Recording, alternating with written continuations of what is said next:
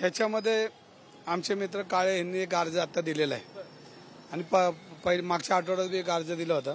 आता त्यांची भेट घेतली। हे पूर्ण चौकशी या प्रकरणाची करावी, कारण 2024ला एक नोटीस दिली होती आणि ही नोटीसच चुकीची दिली होती।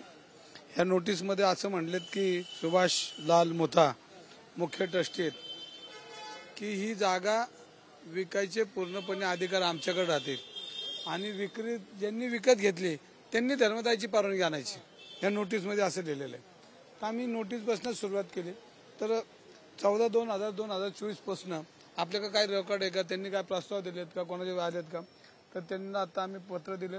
ते 2 दिवसात आम्हाला सगळी माहिती देतो म्हणले आणि ह्याच्यावर आमची पहिली मागणी की ह्याच्यावर प्रशासक नेमावा आणि ही जागा जी आहे ती ज्या आहे त्या स्थितीत ती राहिली पाहिजे। ज्या विचाराने ही जागा होरा ज्या होत्या समाजसेविका त्यांनी समाजाला एक वास्तू दिली होती आणि त्याच्यामध्ये त्यांनी स्पष्ट लिहिले होते की वरील संस्थेने ही जागा कधी भविष्यात विकू नये, हे त्यामध्ये वाक्य आहे। आणि तिथं दुसरा कुठल्याही प्रकारे नाही, हे ट्रस्ट झालं, पण या ट्रस्टला ज्या मातेने ही संस्थेला जागा दिली ओहरा म्हणून त्यांनी त्यांनी कुल मुक्तार पत्र लिहून ठेवलं की समाजाला उपयोगाला ही जागा आली पाहिजे। पण त्याच्यामध्ये मधल्या काळामध्ये तिथं भाडेकरी होते, मग ते भाडेकरी गेले, ती सगळी माहिती तुम्हाला आता मी आज अहिल्यानगरला दुपारी 4 वाजता जाणार आहे, त्यावेळी या आठवड्यात सगळी माहिती मिळेल। पण त्यांनी आता आम्हाला शब्द दिलाय की आम्ही ही जागा विक्रीला परवानगी देणार नाही। म्हणजे पहिला त्यांनी एक मुद्दा असा केला की तुमच्याकडनं पूर्णपणे तुमचा आता ह्या ठिकाणी अर्ज आलाय आणि तुमच्या विचारात घेतल्याशिवाय, तुमचं म्हणणं घेतल्याशिवाय ते म्हणले आम्ही ही जागा देणार नाही। आता राहिला जागेवरचा विषय, तर त्या जागेवर आता काळ्यांनी टॅक्स पावती काढलेली आहे, मग बेकायदेशीर बांधकाम आहे का, कोणी ताबा घेतलाय का, मग मुथांचा याच्यामध्ये काय इंटरेस्ट आहे का, ह्या सगळ्याची चौकशी 1-2-3 दिवसात आम्ही करतोय।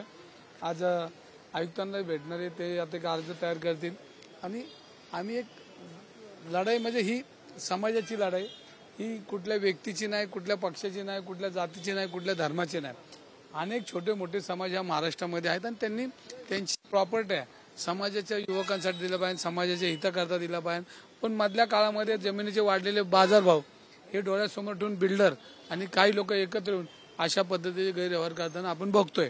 तर आमचं म्हणणं की हे ट्रस्टचा जो कारभार आहे ह्याच्यामध्ये सगळ्या समाजाने डोळ्यात तेल घालून बघितलं पाहिजे। जिथं जिथं समाजामध्ये अशी काही प्रवृत्ती घुसलेली असेल तर ती बाहेर काढून त्यांचा समाजापुढे त्यांचा आरसा आणला पाहिजे।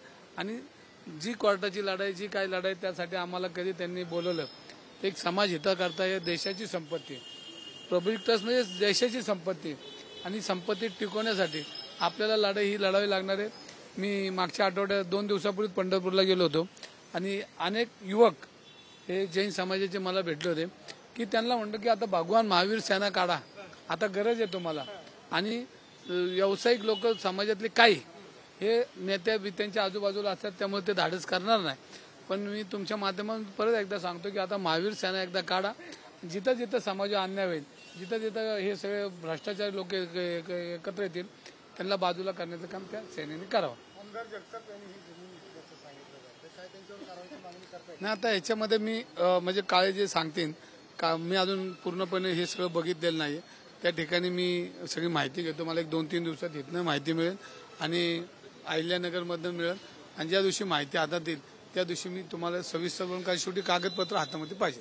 पुण्यात अशाच पद्धतीने हे सगळे जमिनीचे व्यवहार प्रकरण पाहिलं असेल, महावितरणच्या ज्या जमिनी आहेत त्या पार्थ पवार यांच्या कंपनीनं विकत घेतल्या, अशा पद्धतीचा 500 रुपयाच्या स्टॅम्प ड्युटीवरती 1800 कोटी जमीन आहे, सरकारी जमीन आहे। नाही, ह्याच्यामध्ये तो व्यवहार पूर्णपणे तपासला पाहिजे। कालच मी कुठल्या तरी चॅनेलमधनं ही बातमी ऐकली, मलाही बोलवलं होतं, पण अजूनही माझ्या हातात पूर्णपणे कागद आले नाहीत। पण मला अजितदादांचे चिरंजीव यांचं नाव आलं, ते काय आता लपून राहिलेलं नाही आणि त्याच्यामध्ये दादा बी त्याच्यामध्ये लक्ष घालतील असं वाटतंय। कारण जर असं जर चुकीचं केलं असेल तर दादांच्या निदर्शनात दादा ते निर्णय घेतील। आता त्यात निर्णय नाही घेतले तर आम्ही दादाला याच्यामध्ये लोकशाहीमध्ये दादांशी आम्ही चर्चा करू। परंतु जर असं झालं असेल, कारण एकच स्टॅम्प आपल्याला त्यांनी 500 रुपयाचा दिलाय, पण पूर्णपणे रजिस्टरशी आता भेटल्यानंतर मला पूर्णपणे लक्षात येईल की 500 भरलेत का, त्याच्या अजून काय पावत्या आहेत का, त्या एकदा शोधल्या पाहिजे. कारण आपल्याला दिसताना एकच पावती दिसते 500 रुपयाची. कधी पावती कुठली भरली, कुठला स्टॅम्प दिला हे अजून पूर्णपणे सरकारी जमीन आहे, अशी खरेदी घेता येते. नाही बघा, ह्याच्यामध्ये सरकारी जमीन घेता येत नाही. घेतली कशी ती त्याला बघितली पण हे सगळे कागदपत्र आता आपल्याला तपासावं लागतील. मुळात अजून एक विषय आहे की अर्थमंत्री राज्याचं खरं तर अर्थ वाढवण्याचं काम अजितदादा पवारांनी केलं पाहिजे होतं, पण त्यांचा मुलगा अशा जमिनी हडप करायला लागला. नाही आता मी परत एकदा म्हणतो की माझ्या हातात कागद येऊ द्या, मी बोलतो. कारण कागदच हातामध्ये नाहीत आणि कागद जर हातामध्ये नसतील तर परत पुरावे तुम्हीच मागता. तुमच्याकडे पुरावे नसतात, तुम्ही कसेही बोलता, हे तुम्हालाच उत्तर मला द्यावं लागतं. तर मग हातात पुरावे येऊ द्या. तुम्हाला उत्तर उद्या द्यायचं नाही तर तुम्ही म्हणा आत्ता बोलला मग दाखवा पुरावा. मी कुठनं दाखवू? तर मला 1-2 दिवस वेळ दिला.